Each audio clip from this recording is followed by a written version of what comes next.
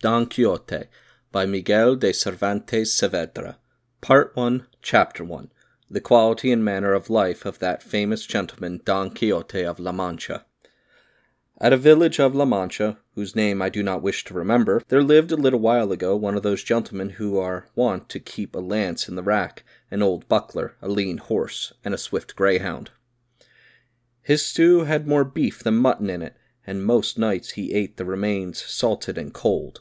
Lentil soup on Fridays, tripe and trouble on Saturdays, and an occasional pigeon as an extra delicacy on Sundays, consumed 3/4 of his income.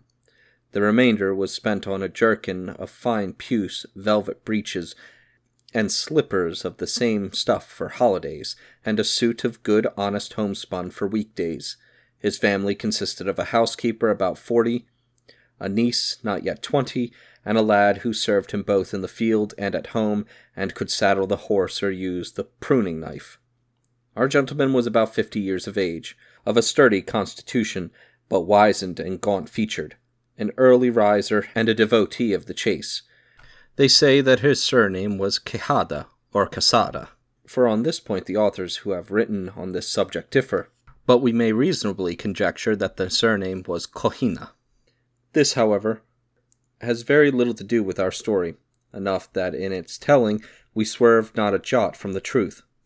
You must know that the above-mentioned gentleman in his leisure moments, which was most of the year, gave himself up with so much delight and gusto to reading books of chivalry that he almost entirely neglected the exercise of the chase and even the management of his domestic affairs. Indeed, his craze for this kind of literature became so extravagant that he sold many acres of arable land to purchase books of knight-errantry, and he carried off to his house as many as he could possibly find. Above all, he preferred those written by the famous Feliciano de Silva on account of the clarity of his writing and his intricate style, which made him value those books more than pearls,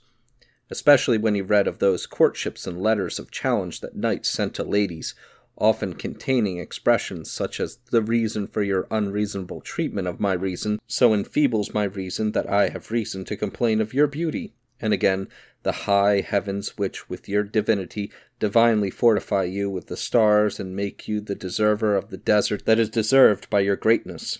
These and similar rhapsodies bewildered the poor gentleman's understanding, for he racked his brain day and night to unbow their meaning, which not even Aristotle himself could have done, if he had been raised from the dead for that purpose. He was not quite convinced by the number of wounds which Don Belianis gave and received in battle, for he considered that however skilful the surgeons that cured him may have been,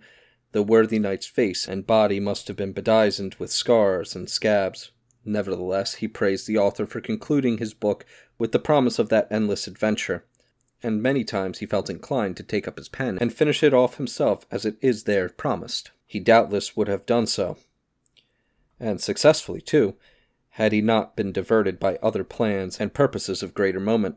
He often debated with the curate of the village, a man of learning, who had graduated in Siguenza, on the relative merits of Palmerin of England and Amadis of Gaul.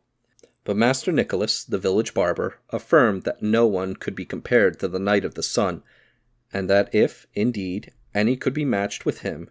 it was Don Galaor, the brother of Amadis of Gaul, for he had a nature adapted to every whim of fortune. He was not so namby-pamby and whimpering a knight as his brother, and as for valor, he was in every respect his equal. In short, he so immersed himself in those romances that he spent whole days and nights over his books, and thus, with little sleeping and much reading, his brains dried up to such a degree that he lost the use of his reason. His imagination became filled with a host of fancies he had read in his books, enchantments, quarrels, battles, challenges, wounds, courtships, loves, tortures, and many other absurdities. So true did all this phantasmagoria from the books appear to him, that in his mind he accounted no history in the world more authentic. He would say that the Cid Ruy Diaz was a very gallant knight, but not to be compared with the Knight of the Burning Sword, who was a single thwart blow cleft asunder a brace of hulking, blustering giants. He was better pleased with Bernardo del Carpio, because at Roncesvalles he had slain Roland the Enchanted by availing himself of the stratagem Hercules had employed on Antaeus, the son of the earth, whom he squeezed to death in his arms. He praised the giant Morgante, for he alone was courteous and well bred among the monstrous brood puffed up with arrogance and insolence. Above all, he admired Rinaldo of Montalvan, especially when he saw him sallying out of his castle to plunder everyone that came his way, and, moreover, when beyond the seas he made off with the idol of Mahomet, which, as history says, was of solid gold.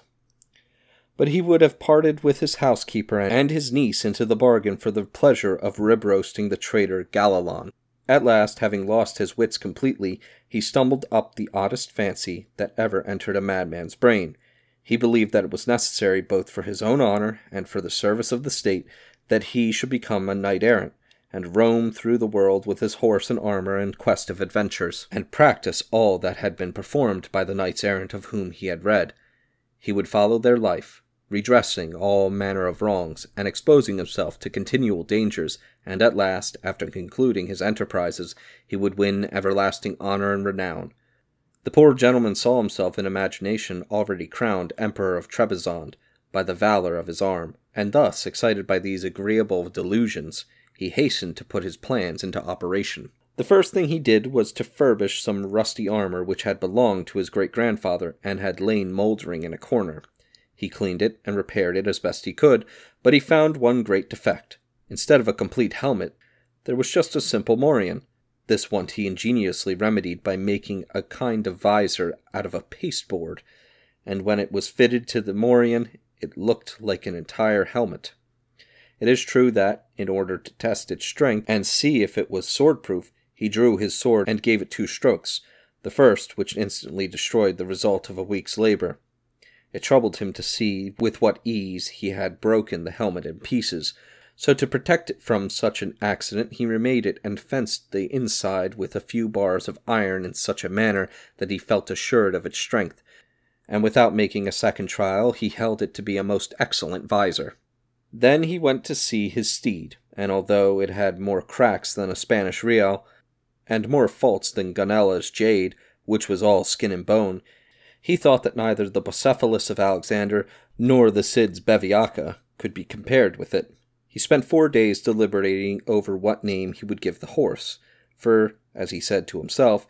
it was not right that the horse of so famous a knight should remain without a name. And so he endeavored to find one which would express what the animal had been before he had been the mount of a knight-errant, and what he now was. It was indeed reasonable that when the master changed his state, the horse should change his name too, and assume one pompous and high-sounding as suited the new order he was about to profess.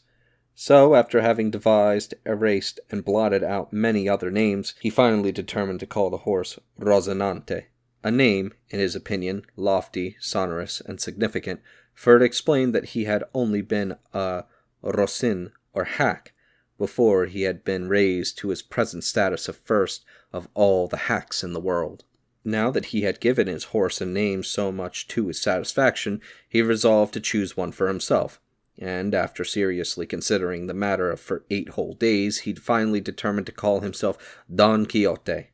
wherefore the authors of this most true story have deduced that his name must undoubtedly have been Quijano and not Quesada, as others would have it.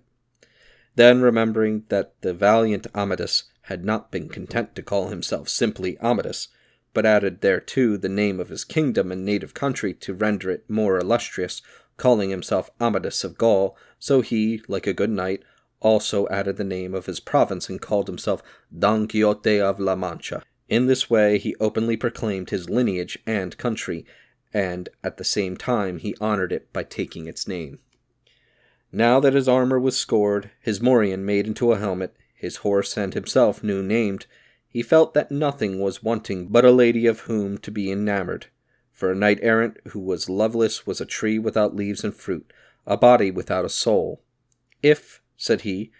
for my sins or through my good fortune I encounter some giant, a usual occurrence to knight-errants, and bowling him over at the first onset, or cleaving him in twain, I finally vanquish and force him to surrender,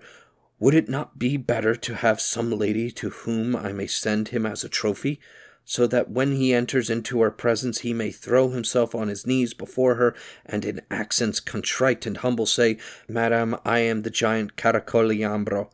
lord of the island of Malandrania, whom the never adequately praised Don Quixote of La Mancha has overcome in single combat. He has commanded me to present myself before you, so that your highness may dispose of me as you wish. How glad was our knight when he had made these discourses to himself, but chiefly when he had found one whom he might call his lady. It happened that in a neighboring village there lived a good-looking country lass, with whom he had been in love, although it is understood that she never knew or cared a jot.